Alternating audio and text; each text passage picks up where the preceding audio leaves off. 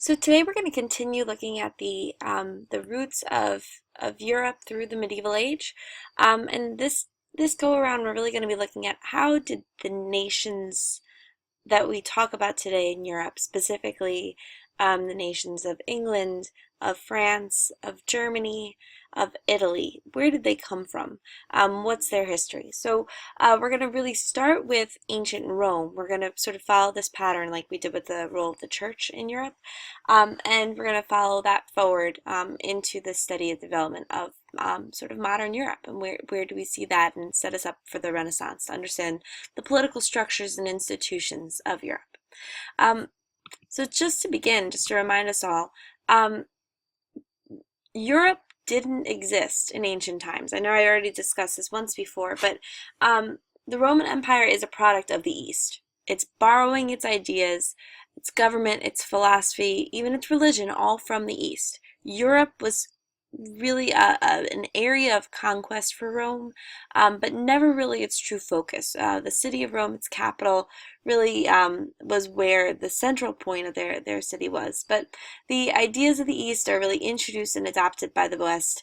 Greek culture spreads west, not just east because of Alexander the Great.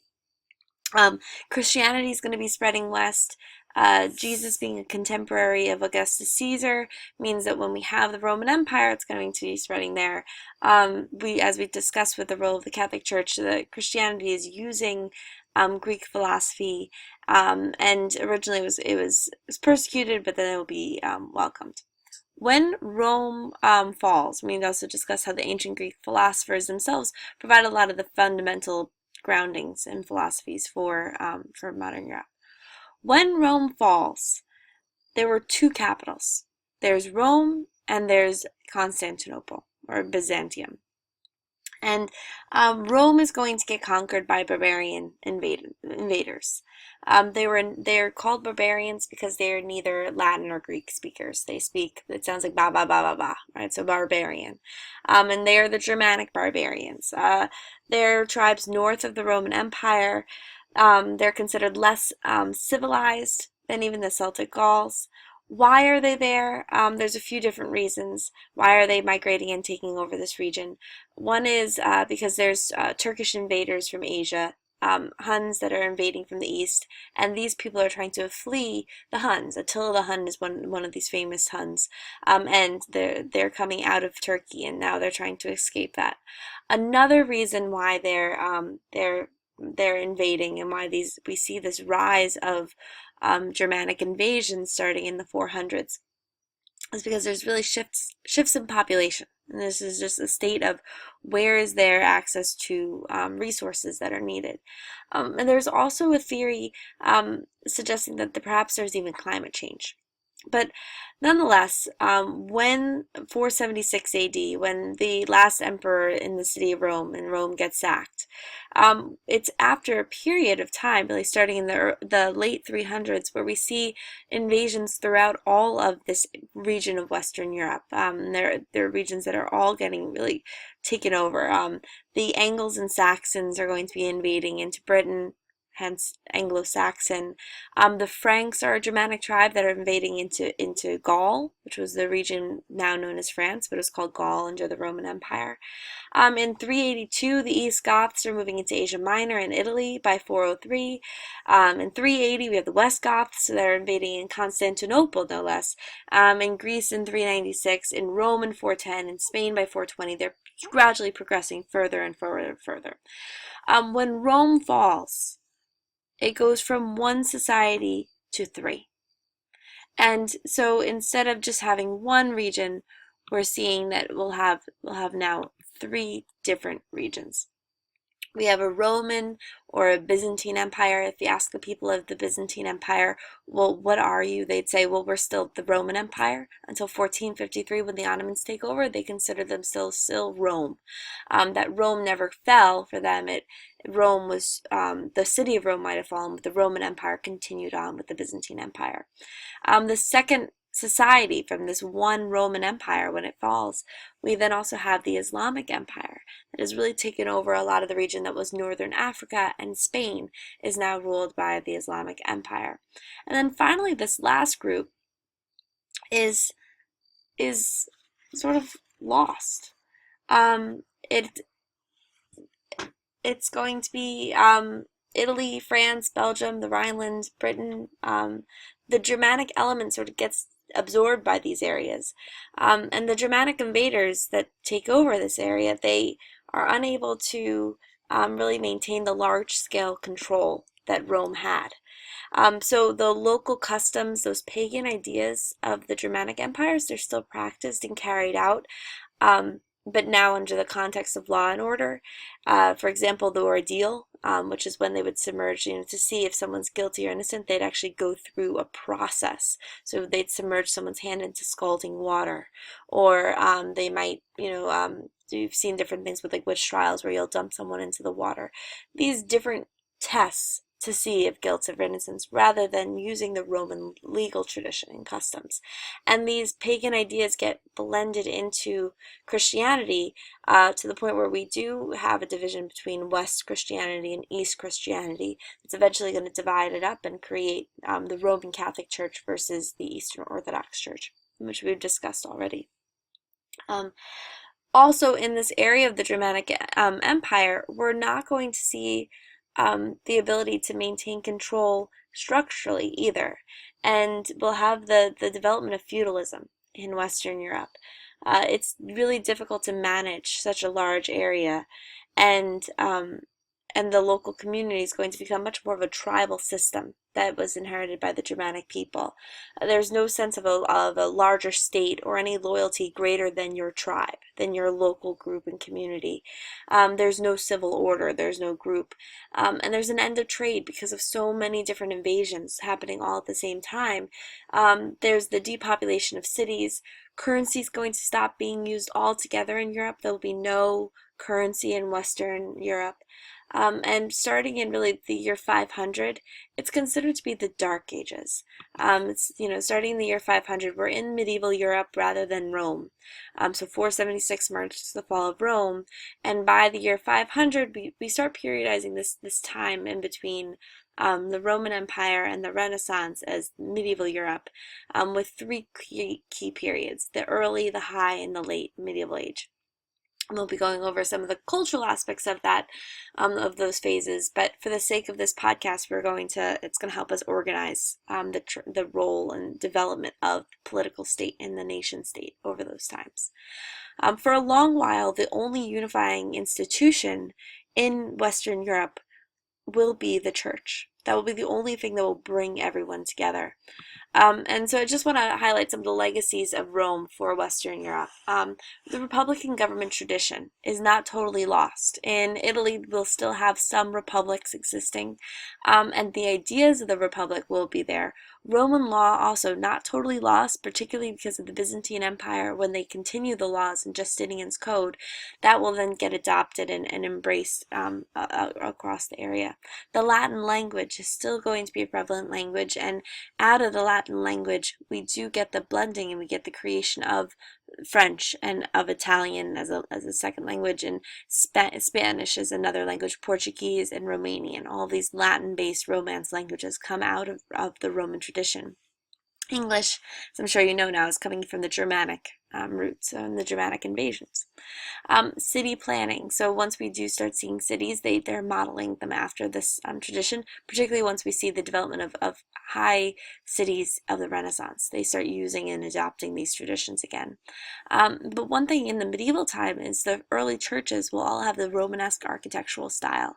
And the Roman engineering, although defunct during the medieval age, a lot of them remain. If you're traveling in Europe, you will be able to still see aqueducts there and the remains of sewage systems, dams, cement. The recipe for cement is actually lost after the Romans, but it's still present as a testament.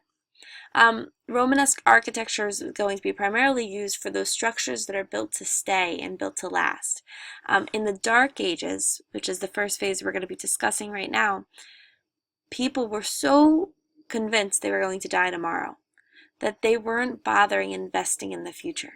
So we don't have very many physical remnants of this early Middle Age. That was how dismal life was and how risky life was, that very few structures were built to last and built for permanence. So it's not really until we go into the high Middle Ages that we see a reemergence of cultural items such as the Romanesque architecture that's built on the Roman tradition of the arches, but it's dark, really simplistic, thick walls, and small windows. All right, so let's just talk specifically about that development of feudalism in the Dark Ages, this period of from really the year 500 to about the year 1000. It's a difficult area to have order, and it's really the only group that's able to unify these people, as I mentioned earlier, will be the Catholic Church. Now, there will be one period of respite during this time, and that is during the reign of Charlemagne and the Holy Roman Empire. Charlemagne is a Frankish ruler. He's from the Franks, and he will be leading the Carolingian Empire. He protected the Pope against rebellions that were happening in Rome. And in doing so, he actually will get the Pope's support. And the Pope on Christmas, the year 800, is going to crown, Pope Leo III will crown Charlemagne Emperor of the Romans. And so he's crowning him the Emperor of the Romans, just as his mindset, you remember the Byzantine Empire still believes themselves to be the emperor, the Roman emperor. So now there's a conflict, and this is another point of that division between Eastern Church and Western Church. But the Pope here is appointing his own emperor to be the ruler, and he's going to call him the Holy Roman Emperor. Under Charlemagne's rule, from 742 until the Treaty of Verdun, and until his death in 814, or from 768 till 814. Charlemagne is going to really be able to help reunite the West. It's one moment of unity that really recreates the Roman Empire, and when he dies, it falls apart. But he's able to even reclaim a portion of Spain from the Umayyad dynasty of the Islamic Empire. He's considered to be the father of Europe. And what he's able to revive during this time is also learning. In his capital city, Aix-la-Chapelle, or Aachen, which is right here, he is going to set up a university and a school and bring that learning to the north. Right? So he's bringing learning and knowledge into the north, not in Rome. He's going to have scholars really rewrite the text, creating the modern Western alphabet as we use it today. It's called the Carolingian minuscule is lowercase. So the Roman letters are all capital. The Carolingian minuscule is your lowercase letter. So even our writing customs are coming out of Charlemagne, which is sort of a cool thing.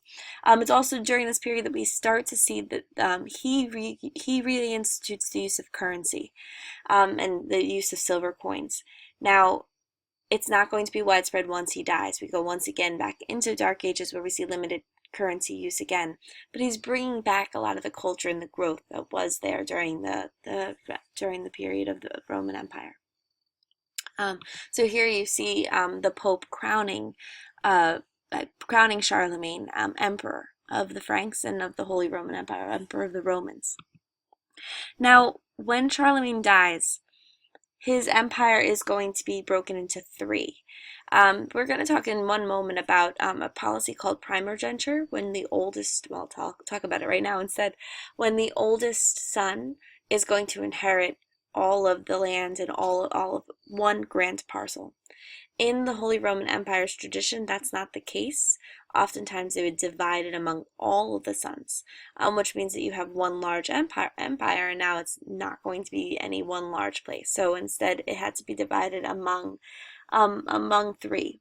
And after Charlemagne dies, we have another wave of barbaric invasions, and small kingdoms around Europe sort of start fracturing apart, and that sense of unity is no longer there. This is probably the last time until Napoleon. That's fair. The last time until Napoleon that Europe will be as united. So just to give you a sense of space and scale of the achievement of Charlemagne, and yet also how quickly it's able to fall apart. So the Dark Ages is going to come to a close right around the year 1000. And it's really at this point that we see the emergence of our concept of nation state. So where I'm sort of leading this whole podcast to. The Why is it that in the year 1000 we start to see the rise of these nation states? Well, by the year 1100, the High Middle Ages is marked by a few key transitions. There's the end of invasions, which means that there's greater security. And we see from the end of invasions and also some surplus of food due to some better agricultural practices, we start to see increased trade, the development of cities. And as these cities are starting to get developed, we start to see tensions between a new class, this new merchant class. It's sometimes known as the burghers or the bourgeoisie. The burghers because they're living in the burg or a region, a type of town.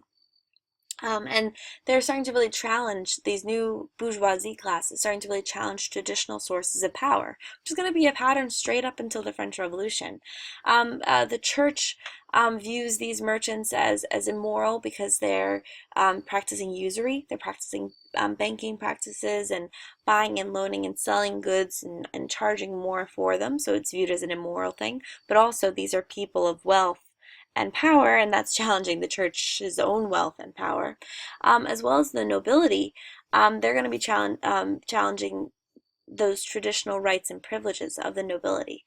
The burghers, these new cities, they're going to need to be able to protect themselves. So they're going to need to have their own arms and their own walls. And these cities are not pledging any loyalty to any nobles, but instead they pledge their loyalty directly to the emperor. So by the year 1100, we're seeing this transition where the nobility are losing a lot of their power. At the same time as they're losing their power because of the growth of these cities, and actually one of the contributing factors to the increased trade in these cities is because of the Crusades. As the Crusades are ending, although it was a loss in that Europe doesn't conquer directly or maintain control of any regions in the Middle East, the nobility themselves are going to be weakened because some of them who might have died during the war, that land is going to be acquired by the king, and other nobles became poor because of the cost of fighting in these wars. It was just so costly for them. The banking classes that are in those cities are gaining power. The cities are getting wealthier because of the Crusades, and as they're getting wealthier, they have to pay a direct payment to the king. And so the king is acquiring maybe not more land wealth, but monetary wealth. He's becoming a lot more powerful, and he is controlling those charters, and the cities are a real source of power for those kings. Not to mention many of the kings of Europe, particularly King Richard the Lionheart of England, and in France, there's Saint Louis, one of the Louis kings. They're both going and fighting crusades. They're leading crusades, and through that, they're also getting a lot of fame and prestige among their people. And the kings are becoming a source of identity that they had lost starting with the fall of Rome, where instead of being more tribal based, maybe it's tribal but the tribe's gotten larger, where there's a sense of pride and identity associated with the king, that the king becomes the source of the state. And so at this point in the High Middle Ages, we really start to see the rise of what we'll call national monarchies. Now, as I mentioned earlier, one of the reasons why is because of this policy of primogeniture. Now, this is a policy where the king as a position is starting to become a hereditary position. Your son inherits the throne from you. Before this point, it wasn't that clear cut, and oftentimes every time a king would die, it would lead to war among the different nobles as to who's going to become the next king. Various regions come up with different electoral systems, and the Holy Roman Empire is going to be the only remaining electoral system past the year their papal bull right around right around the year 1300. They're the last one that remains as electors until the end of the Holy Roman Empire. But throughout England and in France in particular, those two regions, the king is a hereditary position, and the kings are also going to start instituting royal courts that have a royal justice that's going to decide property disputes and help repress crime. So the king is starting to play a much more active life in the day-to-day life of the ordinary person. So now, instead of the noble playing that role, we're going to see the replacement of the noble. Instead, it will be the king directly. In England, with the circuit courts, every decision of these judges is going to be being part of written into the common law as well. So we're starting to create a legal tradition of some kind of national legal policy directed and instituted by the king. For example, the king of England, he had a sheriff set up for each of the 40 shires. So England as a country was now divided into 40 shires. Each one was overseen by someone directly appointed by the king. So it's the creation of this new bureaucracy there. In France, they have a bailiff, the same exact policy. Through these, the king is asserting a legal jurisprudence. The royal judges and the court jury, they're going to be able to really have legal institution. Now, the kings do need money to help pay for this larger bureaucracy, but taxation is not really a part of the Germanic tradition. So where the Franks are ruling, where the Anglo-Saxons are ruling, this is coming out of the Germanic tradition rather than the Roman tradition, and taxation is not really instituted there. But since the development of towns, those kings have been acquiring some money. So by the year 1100 in England, the vassals, those nobles who have sworn allegiance to the king, no longer need to give military service to their kings. Instead, they're going to be paying what we call a scutage, which is shield money. So instead of serving military time, they give the king money in payment, where then the king can use that money to hire a professional army, which was often more reliable, better trained, and ultimately then much more loyal to the king. He didn't have to, if he was going to war, he didn't have to seek out nobles to help serve him. And yet at times, this is going to lead to conflicts between the nobility and the monarch, because these taxes are going to become a new form of burden. And so people at times are going to get angry at the scutage and the taxes, which lead to rebellions, such as the Magna Carta in the year 1215 in England, where King John is seeking to raise taxes in England to help reacquire land that was lost in France, in northern France. And the vassals will come up in arms in Runnymede, at the rebellion at Runnymede. And there King John has to agree to the historic liberties of the lords. So the Magna Carta is not doing anything other than reasserting what had already existed in England, that the king is not able to dominate over the lords, and he has to seek counsel to the lords for permission before he's raising taxes on them, or the lords have certain intrinsic liberties. However, this is a huge document legacy-wise, because it's putting in written documentation that the king is not above the law. And so this sets up an important precedent for the future of England in English history and government. So Magna Carta, a very important document of the year 1215. This document, Magna Carta, is also viewed as the basis for the British Parliament. It's out of this that there's a call for any time the king wants to raise taxes, he needs to convene a gathering of the nobility for permission for that. And this is going to help create a system of conversation between the king and the nobility. Now, there's the tradition of parliaments well beyond England in Europe at this time. It's found in Spain as the name Cortes. In France, this is the States General. And in Germany, it's known as the Diets. In Poland, there's going to be another form of a diet, as well as in Hungary, there's going to be the tradition of having these parliaments.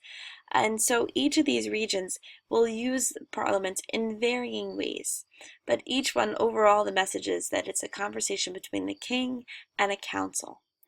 It's used primarily for the king in order to strengthen his rule. And although we look and say, oh, Magna Carta really challenged the king's rule, what it was it was giving the king a chance in these parliaments to explain a policy to the assembly. And generally, depending on the country, the king doesn't really recognize that parliament has any true power. It's only a space where the nobility could state a recommendation or a grievance, and the king can then choose what to do. This is different in England, where Parliament, when they make a decision, it is actually going to be real power. But parliaments are not representing the nation or the people, but the estates of the realm.